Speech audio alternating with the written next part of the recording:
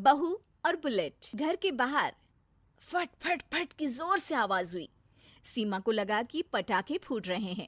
वो डर के मारे घर से बाहर निकली। देखा तो सामने योगेश यानी कि पतिदेव एक बुलेट बाइक पर बैठे हैं। अरे डर गई क्या? बाइक लेकर आया हूँ तुम्हें घुमाने के लिए। सच में? मुझे लगा पटाखे फूट रहे हैं। अरे पटाखे भी फूटेंगे और मिठाई भी बटेगी। माँ को तो बुलाओ। माँ भी बाहर आ जाती है।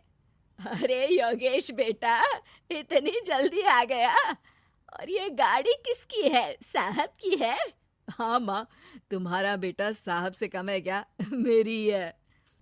अरे बेटा, इतनी बड़ी गाड़ी ले ली, इससे तो तू घोड़ा ही ले लेता। महंगी पड़ी होगी ना? माँ महंगी सस्ती छोड़ो और मिठाई लाया हूँ, गांव में बंटवा दो। अरे बंटवा क्यों दो?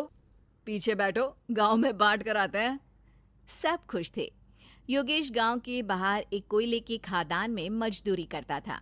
मेहनत और अकल से उसने वहां ठेकेदारी का काम सीख लिया और सूझबूझ से ठीक ठाक पैसा बनाने लगा। गांव में बात फैल गई कि योगेश के घर धमाका गाड़ी आई है। ऐसी गाड़ी पहले कभी किसी ने गांव में तो देखी नहीं थी। योगेश और माँ गाड़ी से वापस घर आ जाते हैं। बेटा, बाबूजी ऊपर से देख रहे होंगे और आशीर्वाद भी दे रहे होंगे तुझे। वो होते तो उनको भी घुमाता माँ। पूरे गांव में नाच नाच के मिठाई बांटने जाते। जैसे मैंने नाच नाच के बांटी थी जब वो अपने लिए एक साइकिल लेकर आए थे। बस बस, बाबूजी दो बात भी सुनाते कि फटफट वाली फटफटी ले आया।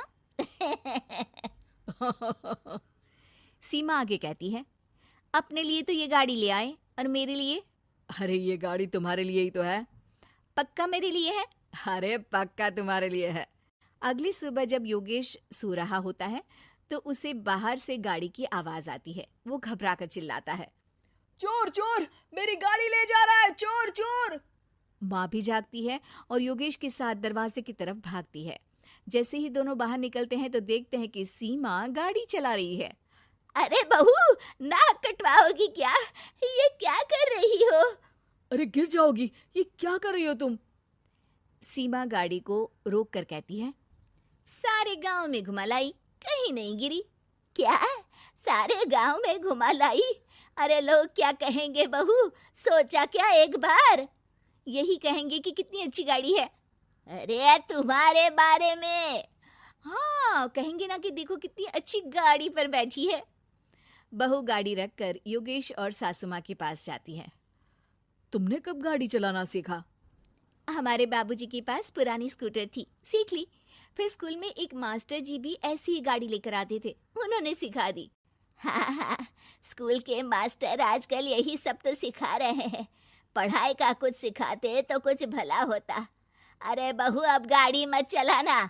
हमारे परिवार में कभी किसी औरत ने पीछे से आगे की सीट पे आने की हिम्मत नहीं की है। तुम भी मत करना, समझी? जी समझ गई माँ जी।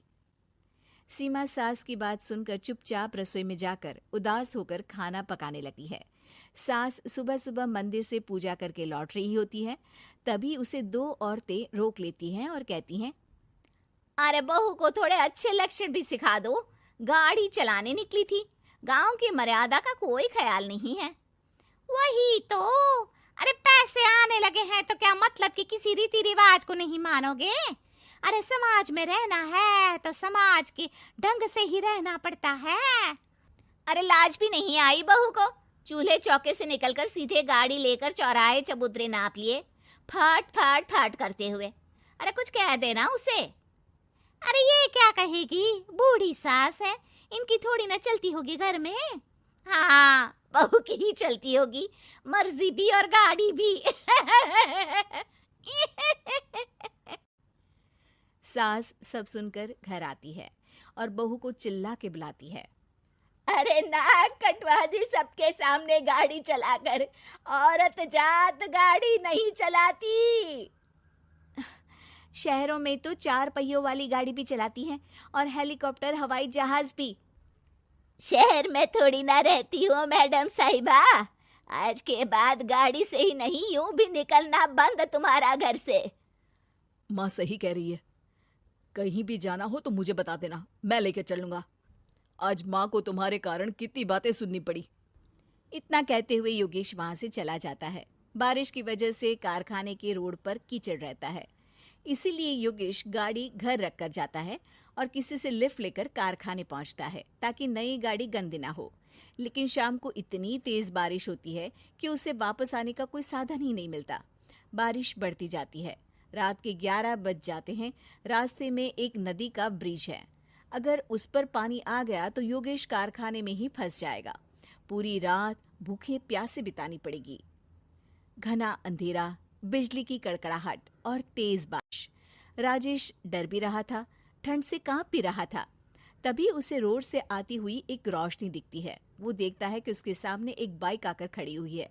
वो ऊपर वाले को धन्यवाद देकर उस बाइक वाले आदमी की तरफ बढ़ता है, पर पास जाकर देखता है तो भौचक्का रह जाता है। सीमा